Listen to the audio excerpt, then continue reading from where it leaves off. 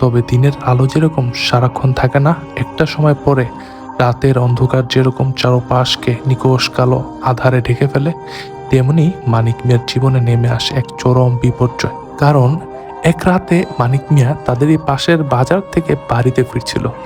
ওনাদের বাড়িটা আবার আশেপাশে অন্য কোনো বাড়ি নেই, বেশ দূরেই তখনকার, এখনো ওইখানে আশেপাশের বাড়িগুলো নাকি বেশ দূরে দূরে। তো এই মানিক মিয়ার ঘরের পিছনেই রাস্তা, এই রাস্তা দিয়েই ওনারা বাজারে যাতায়াত করেন। আর এই রাস্তাটা মানিক মিয়ার বাড়িতে এসে ঠেকেছে। আর এই রাস্তার পাশেই ছোট্ট একটা পুকুর, ডোবার মতো। এই পুকুরে তারা দৈনন্দিনের কাজ করেন, থালা বাসন ধোন, জামা কাপড় ধোন, গোসল করেন, এই সমস্ত আর কি। আবার এই পুকুর পাড়ে একটা হিজল গাছ ছিল, বেশ বয়স্ক আর বড়।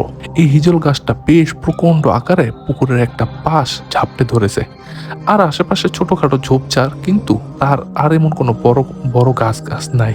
এমনই এক পরিবেশের মধ্য দিয়ে মানিক মিয়া বাড়ি ফিরছিলেন। উনি যখন বাড়ি ফিরবেন, বাড়ির কাছেই আসতে, ওই পুকুর পাড়ে আসতেই উনি লক্ষ্য করেন যে দূরে মনে হচ্ছে একটা সাদা রঙের পাঞ্জাবি পরিহিত একটা লোক দাঁড়িয়ে আছে ওই পুকুরের দিকে মুখ করে।